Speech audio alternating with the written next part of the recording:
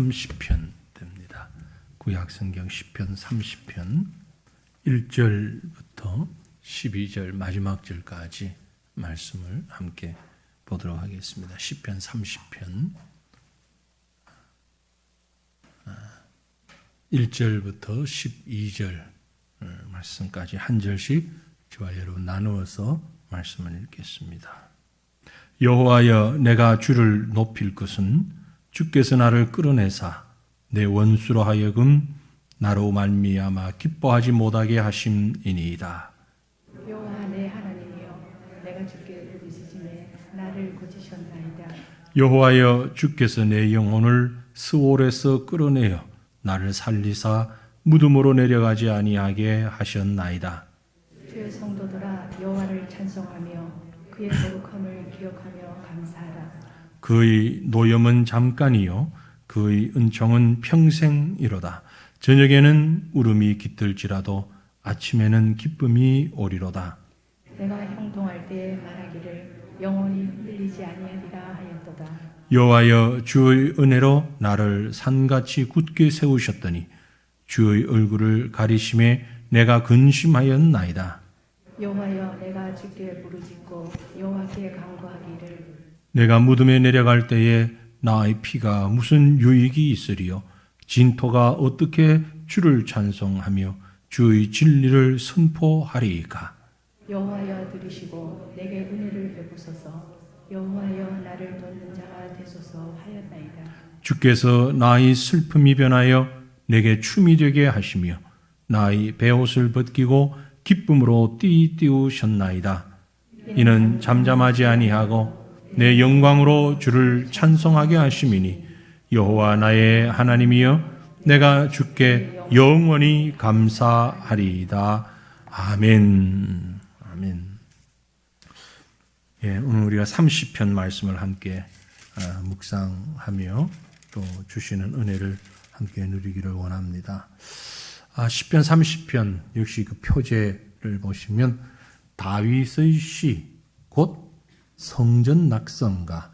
앞에 몇 편은 그저 다윗의 시까지만 있었는데 30편에는 다윗이 지은 시인데 성전 낙성가다, 그렇게 표현되어지고 있습니다.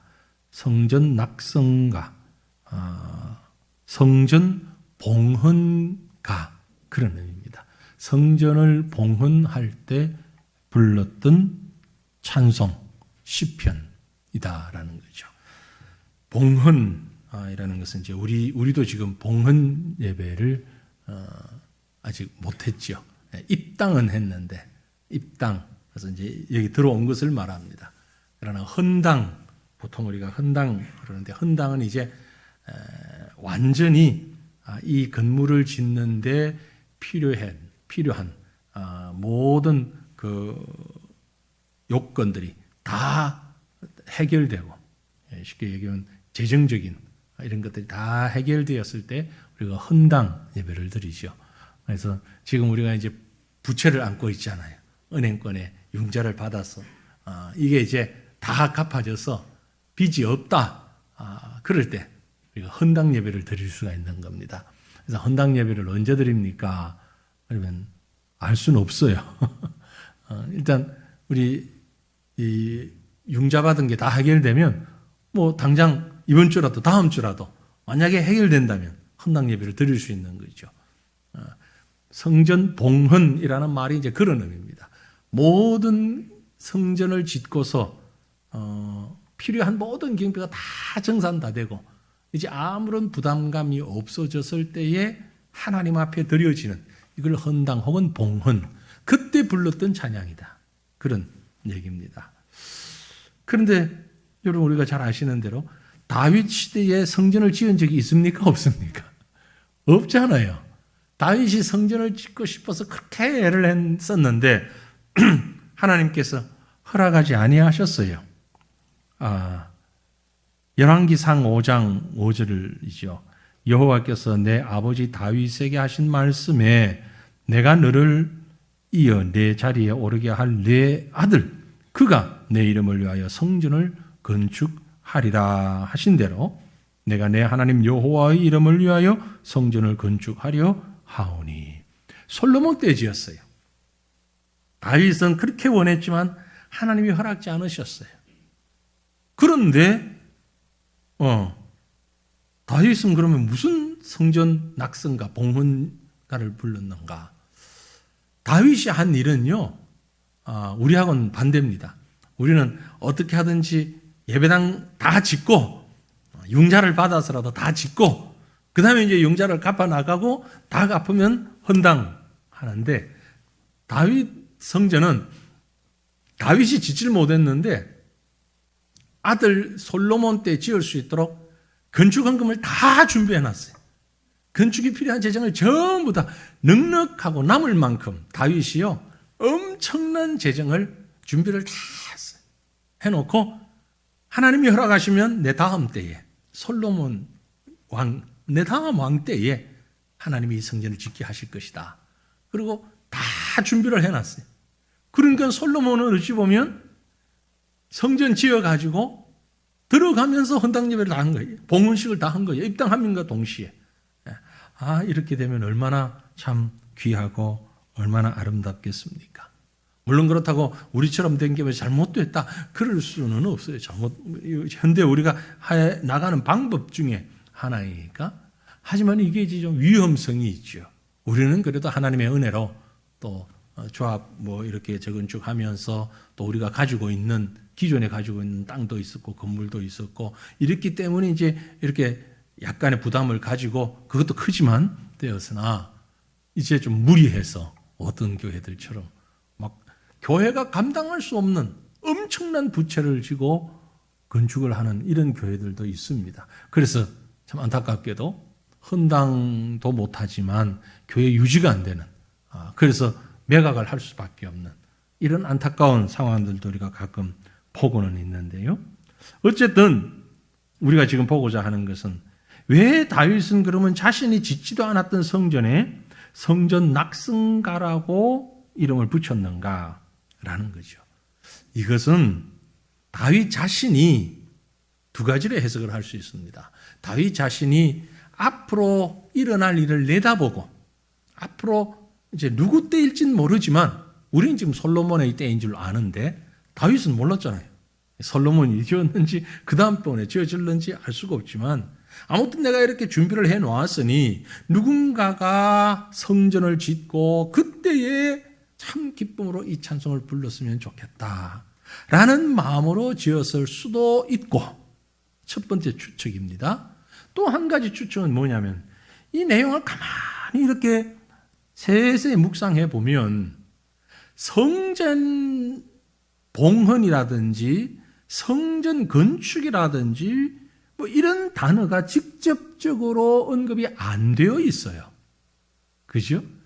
이 표제가 아니라면 우리가 이 내용만 보고서 이게 성전 낙성가인지 아닌지 알 수가 없어요.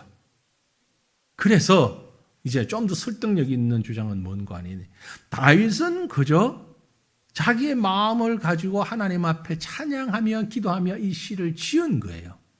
후대의 사람들이 성전의 낙성식을 할 때에, 성전 봉헌을 할 때에 이걸 가지고 와서 이게 맞다. 그리고 그걸로 성전 봉헌식 때 사용을 했지 않았는가. 그렇게 보는 것입니다. 그래서 꼭 솔로몬 때에 성전을 짓고 이 찬양을 했다라기보다는 오히려 후에 느헤미야가 돌아와서 예루살렘 성을 재건했을 때라든지 이런, 혹은 신구약 중간기 마카비 시대라고 얘기하기도 하는데요. 그럴 때에 하나님의 은혜를 부르는 감사의 시로 찬양을 했든지, 그래서 성전 낙성가라고 하는 이 말은 후대에 붙였을 것이다.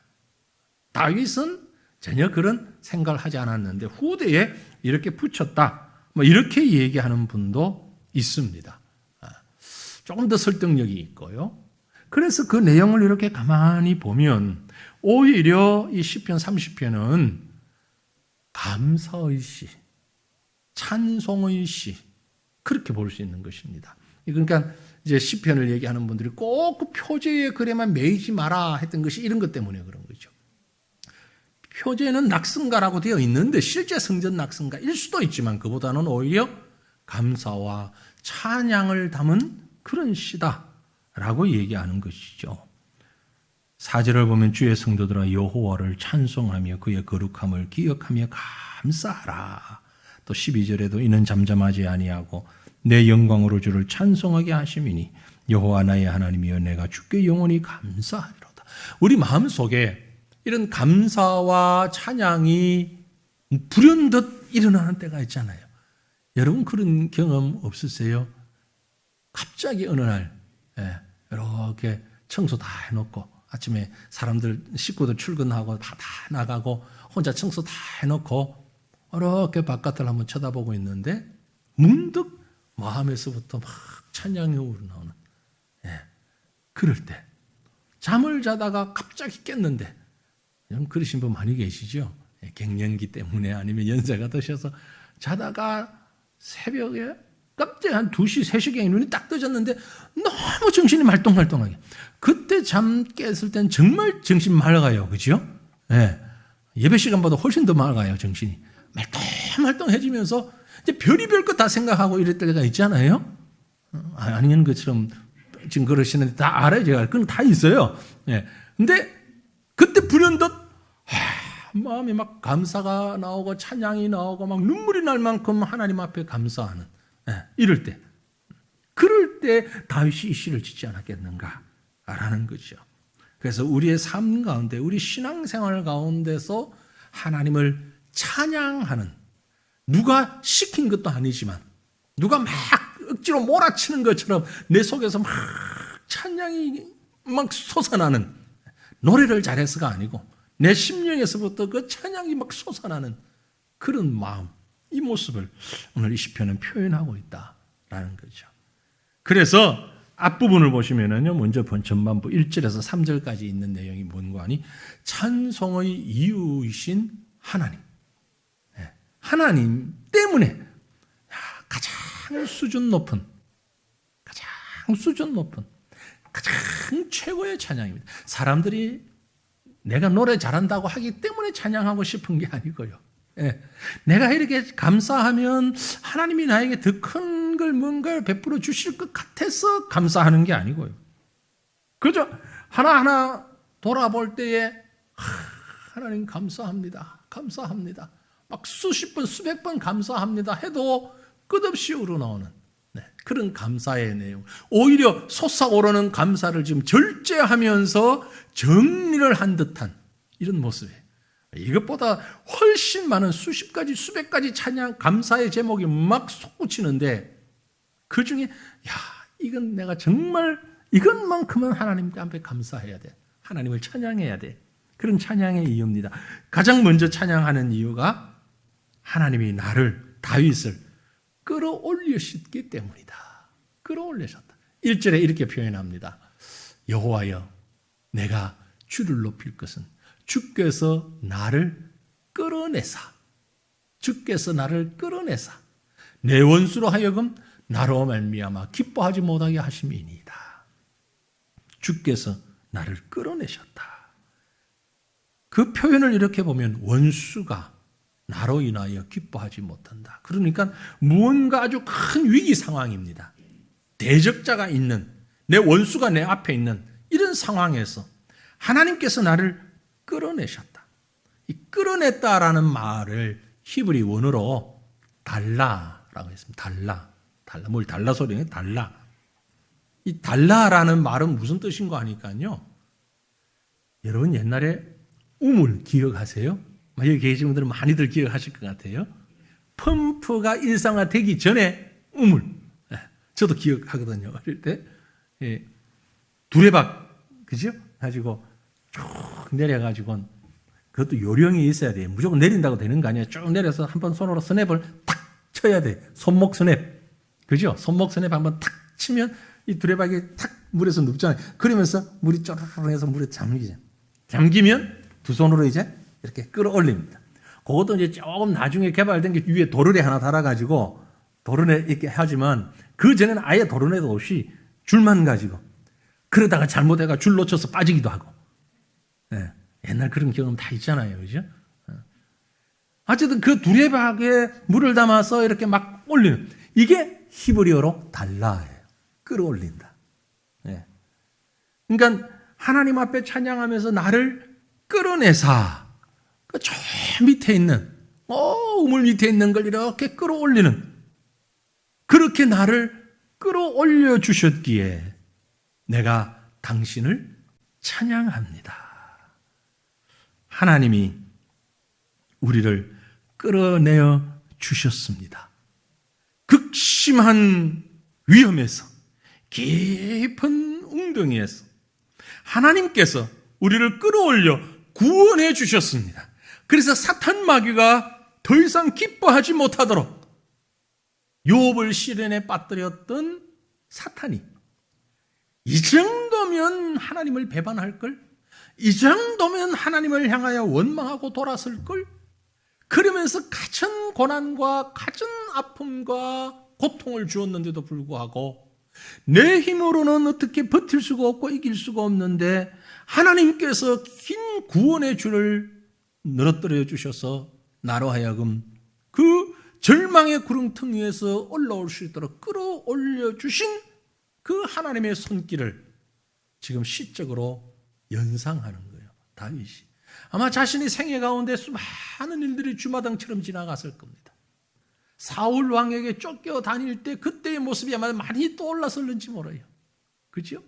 그 일촉즉발의 위기, 죽음의 위기에서 하나님께서 때로는 다윗을 붙잡아 주시고, 때로는 사울의 눈을 막아 주시고, 때로는 참 동굴 같은 곳에서 발견하지 못하도록 그렇게 하시고, 여러 가지 모습으로 다윗을 끄집어내어 주시던 하나님, 그 하나님을 생각하니 감사하지 아니할 수가 없고 찬양하지 아니할 수가 없어요. 여러분의 생애에 많은 사람도 있고 적은 사람도 있겠지만 모든 사람 이렇게 끌어내어심을 당했던 것을 기억하시길 바랍니다. 가장 큰 것은 우리가 예수 믿고 하나님의 사람 됐다는 거죠. 하나님의 사람 된 이 사실은 너무너무 감격적으로 주님이 우리를 끌어올리신 일입니다. 여기에 감사했습니다. 2절을 보면 하나님이 다윗을 고쳐주셨기 때문에 찬양하지 않을 수가 없다라고 고백합니다. 하나님이 우리를 치료해 주셨습니다. 2절 보시면 여호와여 내 하나님이여 내가 주께 부르짖으며 나를 고치셨나이다. 하나님으로부터 고침받은 신체적 질병인지 영적인 연약함인지는 알 수가 없으나, 그래서 어떤 분들은 다윗이 실질적으로 참 히스기야와 같이 버금갈 만큼 큰 아픔이 그에게도 있었다. 중병에 걸렸다가 하나님이 그를 회복시켜 주셨다. 그렇게도 얘기합니다만은, 그러나 1절 또 이어지는 3절 4절을 보면 고치셨나이다 라는 말은 회복시켜 주셨습니다. 세워주셨습니다. 이런 의미를 다 포함하고 있는 것으로 볼 수 있습니다. 하나님께서 다윗을 또 우리를 어떤 위기 상황 가운데서 끄집어내셔서 마치 끄집어내 보니까 그것이 울퉁불퉁 이렇게 찍히고 저렇게 찍히고 상처 입었다면 그걸 다시 말끔하게 고쳐주시는 것처럼, 치료해 주시는 것처럼 하나님께서는 하나님의 백성을 환난 가운데서, 질병 가운데서, 육체적으로 정신적으로 모든 아픔을 치료해 주시는 여호와 하나님이라는 것을 고백하며 감사하며 찬양하고 있는 것입니다. 여러분, 우리 하나님은 우리를 치료하시고 우리를 고치시고 우리를 회복시키시는 하나님이신 것을 믿으시길 바랍니다. 이게 우리 하나님이에요. 출애굽기 15장 26절 같이 읽어볼까요? 이르시되 너희가 너희 하나님 나 여호와의 말을 들어 순종하고 내가 보기에 의를 행하며 내 계명에 귀를 기울이면 내 모든 규례를 지키면 내가 애굽 사람에게 내린 모든 질병 중 하나도 너희에게 내리지 아니하리니 나는 너희를 치료하는 여호와임이라. 아멘. 나는 너희를 치료하는 여호와다. 하나님께서 어떤 연약함에도 어떤 질병에도 치료하는 능력을 가지고 계십니다. 우리 몸이든 마음이든 영적으로든 건강하지 않을 때에 최적의 방법은, 최선의 방법은 여호와 하나님을 바라보고 그 손길에, 그 능력에 의지하는 것입니다. 우리는 많은 경우에 하나님이 이렇게 치료하심에도 불구하고 의사가 치료해 줬고 친구의 도움 받았고 심지어 내가 말씀을 읽었고 내가 기도했기 때문에 나았다. 궁극적으로는 하나님께서 하신 거예요. 하나님께서 우리 모든 연약함을 치료하시고 고치시는 하나님이시다. 치료의 주체는 하나님이십니다. 방법은 병원을 통해, 의사를 통해, 만들어진 약을 통하여, 혹은 내가 휴식하고 안식함을 통해서, 혹은 여러 가지 방법으로 하나님이 사용하십니다. 그러나 궁극적으로 우리를 치료하시는 이는 여호와 하나님이심을 믿으시길 바랍니다. 하나님께서 하셨습니다. 이게 성도의 최고의 고백입니다. 최선의 찬양입니다. 더 나아가서 3절을 보면 하나님이 다윗의 영혼을 스올에서 살리셨기 때문에 감사합니다. 3절 말씀, 여호와여 주께서 내 영혼을 스올에서 끌어내어 나를 살리사 무덤으로 내려가지 아니하게 하셨나이다. 스올은 뭐지요? 죽음의 장소예요. 죽음의 장소, 지옥이라고 설명되기도 하고 하나님으로부터 단절된 곳, 그곳이 스올이에요. 하나님으로부터 단절된 곳. 우리 배에서 해난 사고가 났습니다. 그래서 배가 전복됐는데 그곳에 물속에 빠졌는데 약간의 공간이 있어서 그 안에 사람이 살아있어요 지금. 그런데 바깥과 아무 교신이 안 돼요. 휴대폰도 할 수 없고 두드려도 바깥에 소리가 들리지 않고 절망적인 상황이. 그게 바로 스올입니다. 스올. 네. 그런 의미예요. 정말 그런 일이 있으면 안 되겠지만 살아날 길이 없는 거예요. 방법이 없는 거예요. 네. 주께서 내 영혼을 스올에서 끌어내셨고 누구도 모르는데 하나님께서 하시고 나를 구출해 주신 것입니다. 다윗이 살아오면서 이런 순간순간들이 너무 많았다는 거죠. 너무 많았어요. 단순히 물리적으로 고립된 것만이 아니라 영적으로 고립되어 있는. 가끔 우리 심령에 또 그럴 때 있잖아요. 세상에 아무도 나를 몰라주는 것 같고, 가족도, 심지어 가장 가까운 사람도 나를 몰라주는 것 같고, 누구도 내 속을 알아주지 못해서 내가 너무너무 힘들고 고통스러울 때. 그래서 많은 사람들이 예수 믿는 사람도 믿지 않는 사람도 그래서 스스로 생명을 끊는 분들이 있잖아요. 절대 그런 일은 있어서는 안 됩니다. 여러분 그것은 하나님 앞에서 이중적 범죄예요. 왜? 살인죄잖아요. 자기를 죽여도 살인죄거든요. 살인죄를 범하는 그리고 자기의 생을 포기하는 이중적 범죄예요. 분명히 우리가 영적으로는 이중적 범죄가 잘못된 건 확실한데 또 한편으로는 이해를 해보려고 하면 이해할 수밖에 없는 거예요. 얼마나 힘들었으면 그랬을까. 물론 그것이 옳다는 건 아니지만 너무너무 힘이 들어서 그럴 수 있잖아요. 우리도 그런 용기를 내지 않았을 뿐 가끔은 잘못된 순간적인 그런 잘못된 생각을 할 때도 스쳐 지나갔지만 있잖아요. 야, 내가 죽고 싶다. 그렇다고 그렇게 하면 안 됩니다. 전혀 안 되는. 목사님 이해한다 그랬다. 그러면 안 돼. 내 이해를 한다는 말이 아니고 잘못됐는데 100번 잘못됐는데 그 입장에서 한번 생각을 해보면 얼마나 힘들었으면 그랬을까. 그때 그 속이 그에게는 스올이에요. 그런데 하나님께서 그런 상황에서 나를 끄집어내어 주셨다. 이게 지금 다윗이 시편 30편을 짓고 있는 마음이에요. 분명히 살아있지만 죽은 것과 같은 그래서 가만히 보니까 시편 30편에 12절까지 있는데요. 여호와라는 말이 10번이나 반복됐어요. 언급이 됐어요. 여호와, 여호와. 감사해도 여호와, 찬양해도 여호와, 답답해도 여호와. 그죠? 우리식으로 지금 얘기하면 말하려고만 지면 주여, 주여 나오는 거죠. 여호와, 여호와. 구절마다 절절히 여호와의 이름을 불러서 시인인 다윗이 하나님과의 관계성을 지금 부각시켜내고 있는 것입니다. 그런데 여러분 1절, 2절, 3절 우리가 보았는데 1절에서 나를 끌어올리사 2절에 고치셨나이다 3절에도 끌어내사 살리셨나이다. 이 동사들이 사용되어 있잖아요. 그죠? 그런데 이 동사들을 가만히 보면 전부 과거형이에요. 현재형, 미래형, 과거형인데 과거형으로 쓰여졌어요. 그것은 다윗이 지금까지 살아오며 경험한 것들을 기억하고 있는 거예요. 베풀어 주신 은혜를 기억하고 있는 거예요. 지금도 감사하지만 다윗의 시선은 지금에만 머물고 있는 것이 아니라 과거 모든 것을 다 포함해서 감사하는 거예요. 우리의 감사는 어떻습니까? 지금 눈앞에 있는 것만 가지고 감사할 때가 많잖아요. 다윗은 자신의 모든 생애를 쫙 끄집어나고 생각해 보니까 하박국에 감사해야죠. 하박국 선지자의 감사.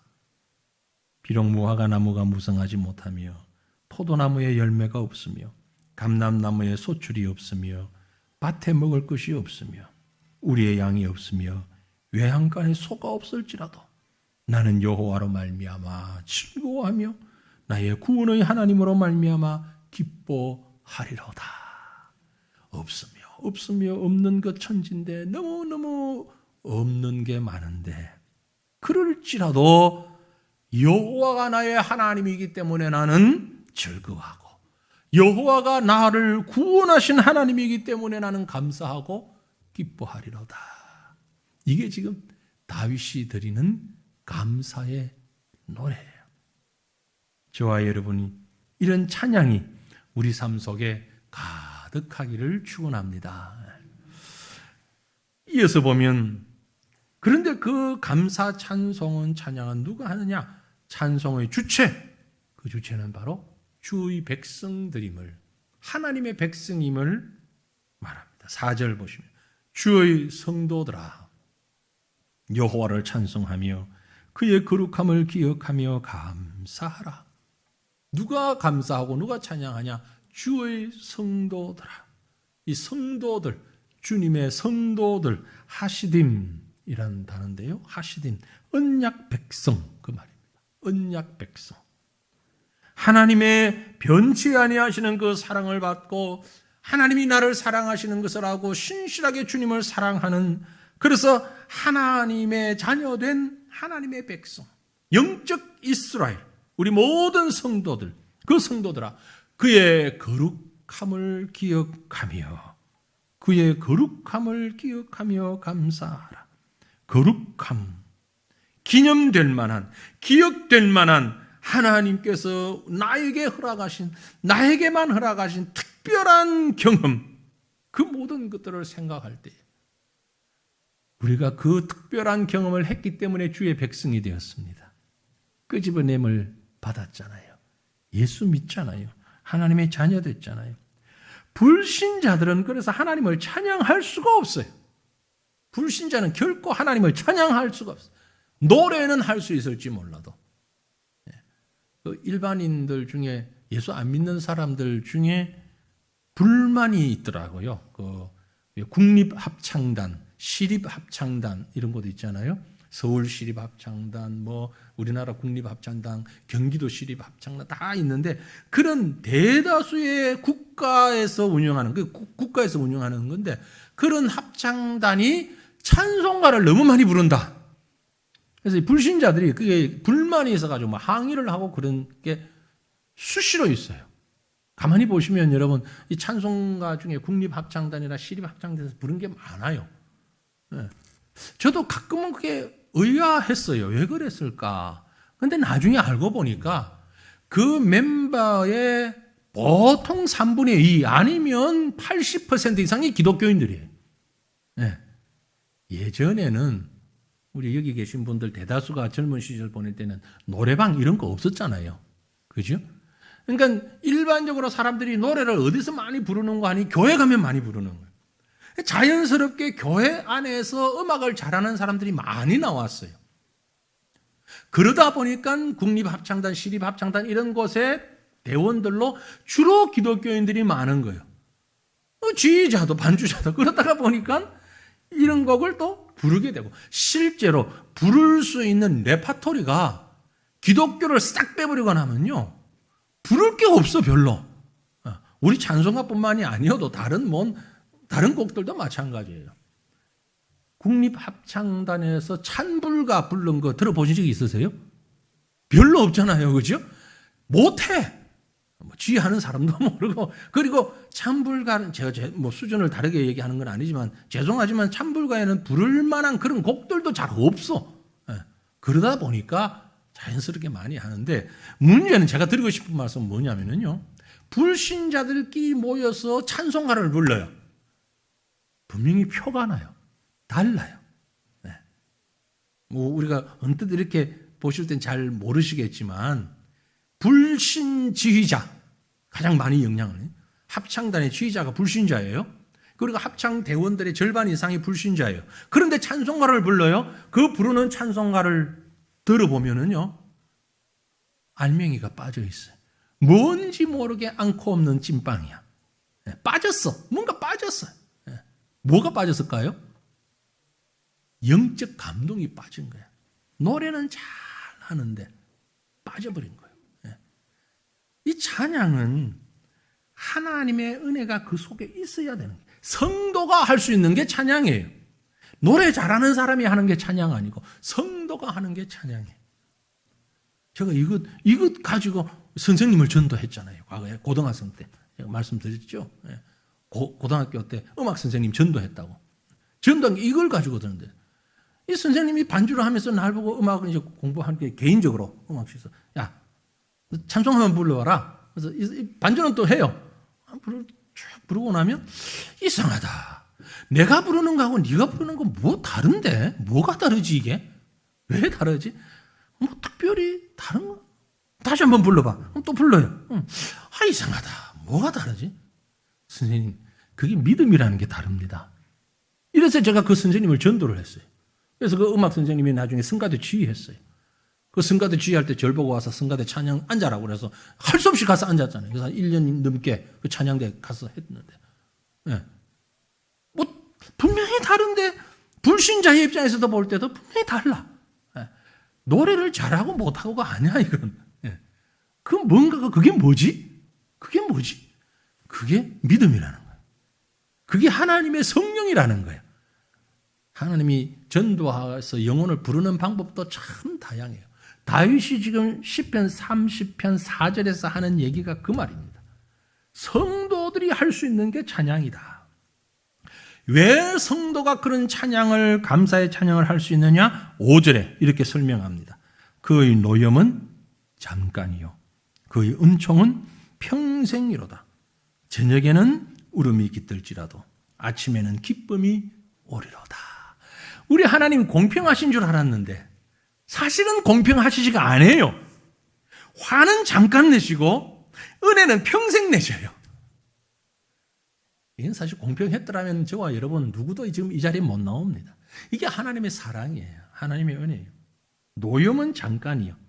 노염은 아주 화를 진노하시는 거예요. 우리가 범죄했을 때 진노하시는 건 잠깐인데 용서하시고 베풀어 주시는 은혜는 너무 긴 거예요. 그 잠깐에 비해 보면 평생이에요. 여러분 이건 우리 부모가 자녀를 훈계하는 걸 생각해 보면 정확하게 이해가 됩니다. 제대로 된 부모, 요즘 뉴스거리에 나오는 이상한 부모 말고 정상적인 부모라면 자녀가 잘못했을 때 야단치죠. 뭐 요즘은 체벌 금지 뭐 이런 얘기를 하는데 사실 부모가 자녀에게 매도 때리죠. 회초리 때려요. 그죠? 저는 개인적으로 가정에서 부모가 자녀에게 회초리 써야 한다라고 하는데 찬성하는 사람입니다. 회초리를 때릴 때 단 그게 감정적이거나 무절제하거나 이렇게 되면 안 되고 정말 사랑을 담아서 우리도 그러면서 성장해 왔었고요. 그죠? 예. 물론 시대가 달라져서 기준이 달라질 수 있지만 무작정 때리라는 얘기가 아니고 정말 훈계하기 위해서. 그래서 과거엔 그랬잖아요. 아빠가 아이를 정말 때려야 되겠다 생각하면 둘 다리를 내 다리하고 애 다리 같이 묶어놓고 같이 때리는.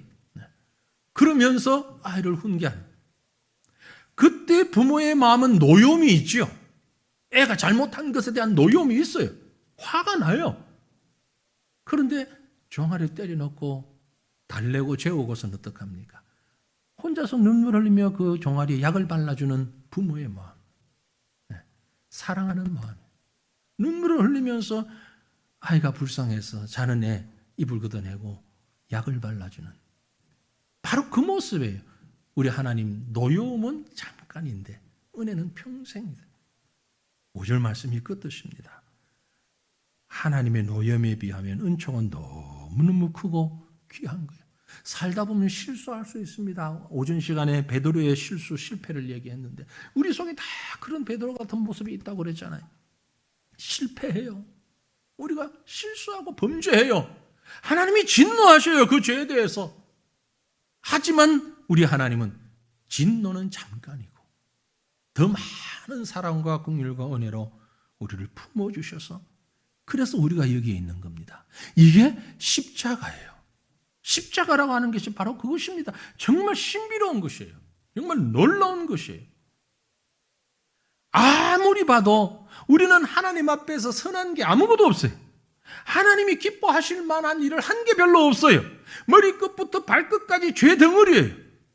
죄악으로 꽉 차서 가득해요. 그런데 하나님께서 십자가로 그 머리끝부터 발끝까지 죄로 가득한 우리를 용서해 주셨습니다. 용서의 현장이 바로 십자가예요. 이제 우리 고난주간을 시작하는데 고난주간 예수님께서 고난당하신 것이 바로 이 신비롭고 놀라운 십자가를 기억하게 하는 것입니다. 그런 면에서 십자가는 신비로움이에요. 어떻게 그럴 수가 있지? 어떻게 그럴 수가 있을까? 엄청난 죄를 지었는데 하나님의 노여움은 요만큼. 근데 그 노여움도 나한테 하신 게 아니고 예수님에게 하나님이 직접 오셔서 죽임을 당하시고 죄의 삭은 사망이라. 하나님의 노여움을 그대로 감당하시고 우리를 하여금 예수 안에서 영원한 생명을 주셨던 우리 하나님, 이미 주신 하나님 생각하면 감사하지 않을 수가 없습니다. 자다가도 벌떡 일어나죠. 벌떡 일어나죠. 아마 오늘 밤에 여러분 주무시다가 새벽에 2, 3시 돼서 잠이 탁 깨서 말똥말똥해지면 분명히 그럴 거예요. 딱 눈 뜨면서 할렐루야! 그게 오늘 주일을 제대로 보낸 분입니다. 오늘 새벽 2시에 할렐루야 하시고 나면 아침에 저한테 문자 주십시오. 목사님 어젯밤에 내가 자다가 일어나서 할렐루야 했습니다. 우리가 받은 그 얼마나 큰 죄악의 가치가 있는데 하나님이 한 방에 그걸 다 해결하시고 우리에게 십자가라는 엄청난 선물을 주셨어요. 다 용서해 주셨어요. 5절 말씀은 바로 그 고백입니다. 그의 노여움은 잠깐이에요. 그의 은총은 평생이로다. 그러므로 여러분 하나님의 노여움으로 슬픔이 왔을 때, 고통이 왔을 때, 캄캄한 어둠이 왔을 때 절망하지 마시고 기뻐하시길 바랍니다. 그 하나님을 바라보시길 바랍니다. 그 하나님께서 자신을 회복시켜 주신 것을 6절부터 마지막 절까지 이제 회복해 하시는 여호와, 그 여호와를 바라보라 합니다. 우리 하나님은 우리를 회복시키시는데요. 반복된 말씀입니다만 징계를 통하여 우리를 겸손하게 만드시며 회복시키십니다. 6절, 7절 같이 한번 읽어볼까요? 내가 형통할 때에 말하기를 영원히 흔들리지 아니하리라 하였도다. 여호와여 주의 은혜로 나를 산같이 굳게 세우셨더니 주의 얼굴을 가리심에 내가 근심하였나이다. 아멘. 이 말씀 읽어보니까 무엇이 떠오릅니까? 오늘 아침 말씀 그대로잖아요. 베드로, 내가 형통할 때 말하기를 영원히 흔들리지 아니하리라. 내가 옥에도 같이 가고 죽음에 이르기까지 함께 하겠나이다. 그런 마음이에요. 사실 우리 마음은 그래요. 그런데 여호와여 주의 은혜로 나를 산같이 굳게 세우셨더니 주의 얼굴을 가리시며 내가 근심하였나이다. 순간 주님이 얼굴 가릴 때 내가 주님을 배반했어요. 모른다고 했어요. 그러나 주님의 은혜로 나를 산같이 다시 굳게 세우셨어요. 그 주님께서 부활하셔서 베드로에게 나타나셔서 뭐라고 하셨습니까? 네가 나를 사랑하느냐? 야, 이놈아, 너 그럴 수 있어? 야, 베드로, 너 정말 그럴 수 있어? 내가 그래서 내가 배시를 좋아하지 않아. 이러지 않았단 말이야. 예? 네가 나를 사랑하느냐? 네가 나를 사랑하느냐? 주의 은혜로 나를 산같이 굳게 세우셨어요. 내가 누리고 있는 형통함, 내가 누리고 있는 평안함, 하나님의 임재 안에 이런 형통함과 풍성함을 누리고 있는데 그럴수록 우리가 하나님 앞에 겸손해야 됩니다. 여러분, 최근 현대에 우린 축복의 척도를 자꾸 물질적인 것만 가지고 축복이라고 생각하는데 조금 생각 더 하면 이제 건강도 축복이라고 생각을 하고 결국 내가 가지고 있는 건 잘 많이 풍성하게 가지고 있으면 축복이고 많이 가지지 못하면 축복이 아니라고 생각하는 우리 기준이 참 잘못되어 있잖아요. 그럴지라도 아무튼 내가 생각했을 때 내가 받은 축복, 은혜 너무 큰데 그 축복과 은혜 가운데서 나를 겸손하게 만들어 가시는 하나님을 날마다 찾아가셔야 합니다. 지금 다윗은 사실 이 시를 지을 때는 평안할 때예요. 감사한다, 찬송한다, 평안할 때예요. 왕이었을 때였는지 아니면 아주 만족스러운 식사를 하고 난 뒤였는지 오랜만에 단잠을 푹 자고 따뜻한 봄 햇살을 받으면서 아무 부담 없이 기지개를 키며 일어나서 커피 한잔 하고 있는 그때였는지 모르지만 아무튼 평안할 때예요. 평온하고 여유로울 때. 그때도 하나님 내가 이럴 때도 내 힘, 내 능력, 내 무엇으로 노력으로 한 것이 아니라 하나님께서 이렇게 나에게 베풀어 주신 것을 생각하며 더 겸손히 주님 앞에 무릎 꿇을 수 있게 하옵소서. 집값도 오르고 땅값도 오르고 자녀들도 잘 되고 건강하고 근심하던 게 다 없어졌을 때 여러분 더 겸손해지시길 바랍니다. 더 겸손해지시길 바랍니다. 하나님이 하셨습니다. 이게 진정한 감사예요. 진정한 찬양이에요. 그래서 이어서 나오는 말씀, 부르짖으며 바라보게 하시는 하나님을 찬양합니다. 8절, 9절, 10절입니다. 여호와여 내가 주께 부르짖고 여호와께 간구하기를 내가 무덤에 내려갈 때에 나의 피가 무슨 유익이 있으리요. 진토가 어떻게 주를 찬송하며 주의 진리를 선포하리이까. 여호와여 들으시고 내게 은혜를 베푸소서. 여호와여 나를 돕는 자가 되소서 하였나이다. 내가 그렇게 힘들고 어려울 때 주님 부르짖고 간구했으니 하나님이 여기까지 이르게 하셨습니다. 그에게 내가 잘못했던 때, 내가 절망 가운데 있을 때, 내가 무덤에 내려갈 때 얼마나 힘이 들었으면 스올에 빠져 있었다라고 얘기했는데 바로 그 스올과 같은 곳으로 내려갈 때 하나님이 나를 붙잡아 주셔서 나로 하여금 부르짖게 하시고 부르짖을 때 하나님이 나에게 마치 산소통을 연결해 주시는 것처럼 뻥 뚫리는 아까 말씀드린 침몰된 배 속에서 그 공간에서 아무것도 못하고 지금 죽어갈 수밖에 없는데 누군가가 밖에서 땡땡땡땡들이 열고 온 그 속에 산소를 탁 집어내서 잠시만 기다리세요. 살았다. 이제 살았다. 내가 부르짖을 때 하나님께서 나에게 생명의 통로를 열어주셨음을 감사하고 있는 겁니다. 사실 우리가 그런 은혜가 아니었으면 지금 이 자리에 있을 수가 없어요. 그죠? 하나님이 산소통 연결해 주셨어요. 우리가 잊어버렸거나 미처 깨닫지 못했을 뿐이지만 하나님이 분명히 연결해 주셨습니다. 그래서 영적으로 우리가 다시 살아났어요. 이 자리에 있어요. 하나님의 백성 되었어요. 이 얼마나 크고 놀라운 은혜입니까? 이것이 우리의 부르짖음의 결과인 것입니다. 그래서 마지막 고백합니다. 11절 12절 주께서 나의 슬픔이 변하여 내게 춤이 되게 하시며 나의 베옷을 벗기고 기쁨으로 띠띠우셨나이다. 이는 잠잠하지 아니하고 내 영광으로 주를 찬송하게 하심이니 여호와 나의 하나님이여 내가 주께 영원히 감사하리이다. 슬픔이 변하여 춤이 되게 하시는 하나님, 베옷을 벗기고 죽음의 예식에서 입었던 그 상복 생각하시고 회개의 눈물을 흘리며 입었던 그 베옷 벗기시고 기쁨으로 띠를 띠우셨나이다. 자신을 하나님 앞에서 객관화합니다. 마치 제3자를 바라보는 것처럼 하나님께서 이렇게 하셨습니다. 이것이 하나님이 나를 사랑하신, 이것이 내가 하나님 앞에 감사해야 하는, 이것이 내가 하나님을 찬양할 수밖에 없는 놀라운 은혜임을 고백하고 있는 것입니다. 다윗은 찬송할 만한 이유와 조건을 갖추었을 때만 찬송하지 않았습니다. 조건이 갖추어지지 못하고 마땅한 이유가 없음에도 불구하고 슬픔 가운데 있지만 베옷을 입고 있지만 하나님을 찬양하고 감사합니다. 왜요? 하나님께서 나를 그렇게 변화시켜 주신다는 사실을 믿기 때문입니다. 혹 지금 이 순간 우리가 이런 슬픔 가운데 혹은 베옷을 입은 가운데 있다고 여겨지십니까? 그럼에도 불구하고 감사하고 찬양하시기를 바랍니다. 이것이 하나님 앞에 모든 것을 올려드리는 자의 고백입니다.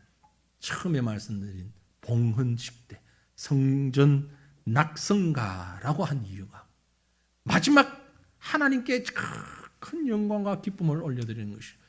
인간이 할 수 있는 최선의 것을 하나님 앞에 드리는 그 순간이 내가 많이 가졌기 때문에, 내가 많이 헌신했기 때문에, 내가 무언가를 얻었기 때문이 아니라 하나님께서 나를 이렇게 끌어올리시고 하나님께서 나를 이렇게 만들어 주셨기에 우리가 하나님을 찬양하고 감사하고 하나님께 모든 영광을 올려드리는 것입니다. 이와 같은 기쁨, 이와 같은 찬양, 감사가 오늘 내게 주어진 상황과 형편이 어떠하든지 바로 이 하나님, 여호와 하나님이 나의 하나님이심을 믿고 나를 치료하시는 여호와, 나를 끌어올리시는 여호와, 그 하나님께서 나의 슬픔이 변하여 춤이 되게 하시는 여호와이심을 믿고 하나님을 찬양하고 감사하는 저와 여러분, 우리의 모습이 될 수 있기를 주님 이름으로 축원합니다. 우리 함께 기도하겠습니다. 한 마음으로 기도하실 때에 이처럼 귀하신, 이처럼